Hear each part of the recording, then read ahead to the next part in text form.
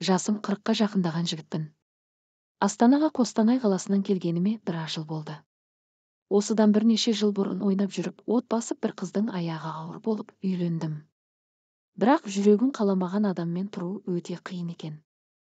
Дегенмен балам үшін бәріне көндім. Біраз уақыттан соң отбасы болып тұру мүлдем қиынға соқты. Әйелім де сезді ме менің суық көңілімді, жөнді-жөнсіз қызғанатынды шығарды, үйде күнде ұрыс-керіс. Ақыры әйелім өзі барып ажырасуға арыз беріп ажырасып тындық. Астанаға келген кезде жатақханадан сатып алған бір бөлмені әйелім мен балама тастап, анам және қарындасым тұратын жалдамалы пәтерге көштім.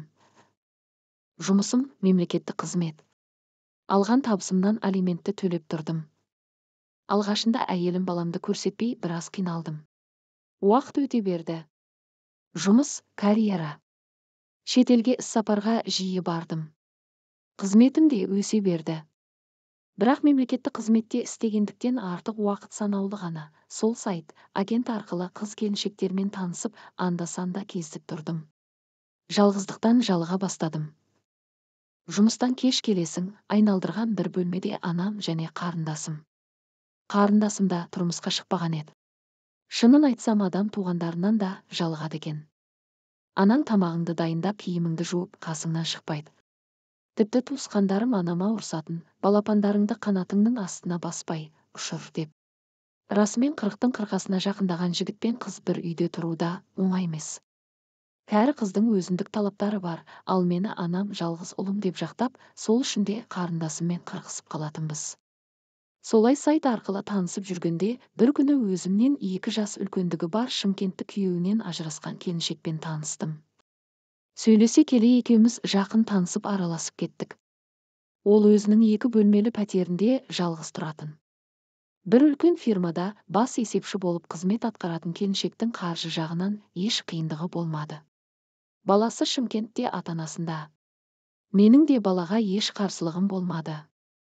Түрі де сүйкімді, мінезі де бірбеткей, өзіне нық сенімді келіншек болды. Менің де түрім біреуден қарыз сұрай қоятындай емес. Достарым түрік әртістеріне ұқсайсың деп әзілдейтін. Сонымен келіншекті ұнаттым, ол да мені ұнатып, екеуміз некеге отырып бірге тұруды шештік.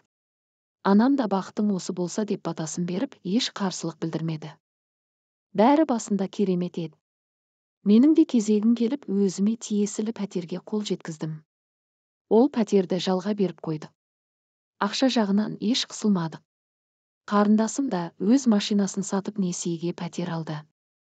Анам да мемлекеттік бағдарламамен пәтер алды. Бұрынғыдай емес, бірінші әйелім баламды көрсетіп, тіпті анаммен бірге Павлодарда тұратын туыстарыма жіберіп тұрды. Бірінші әйеліммен ара қатынасымыз шетелдіктерше емін-еркін реттелді. Оның өз өмірі, менің өз өмірім. Қуырдақтың көкесін түйе сойғанда көресің демекші, екінші әйеліммен ара қатынасымыз суып бара жатқандай болды. Ол менің балам туралы естігісі де білгісі де келмеді. Бала туралы сөз болса, үйде айқай-шу. Ал менің туған балам болғандықтан мен қалай көрмей, көмектесемеймін. Шымкенттің қыздары қазақи тәрбиелі деп ойлаушы едім, мүлдем олай болмай шықты. Әйелім екеуміз бір төсекте жатқанымызбен ешқандай жылылық жоқ еді. Тіпті тамақты да бірге отырып ішпейтін болдық. Әркім өзімен өзі қайда барады, қашан келеді өзі біледі, тек бірге тұрамыз. Ортақ жоспар, ортақ бюджет деген жоқ. Жұмыстан соң үйге асықпақ тұрмақ, барғым келмейтін жағдайға жеттім. Күндер өте берді.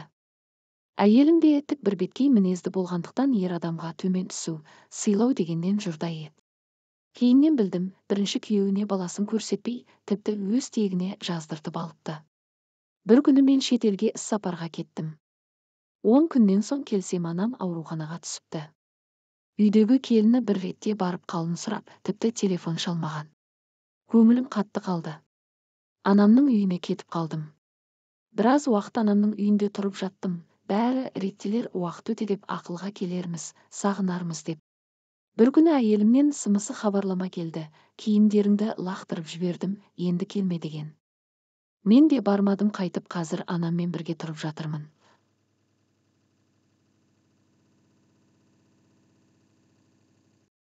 Әлде нағыз махаббаттың келмегені ме? Махаббат болмаса, екі жарты бір бүтін болып тұру да қиын екен. Басында бәрі жақсы сияқты еді.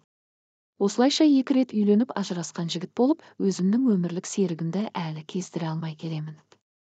Бірінші әйеліме де екінші әйеліме де барғым келмейді.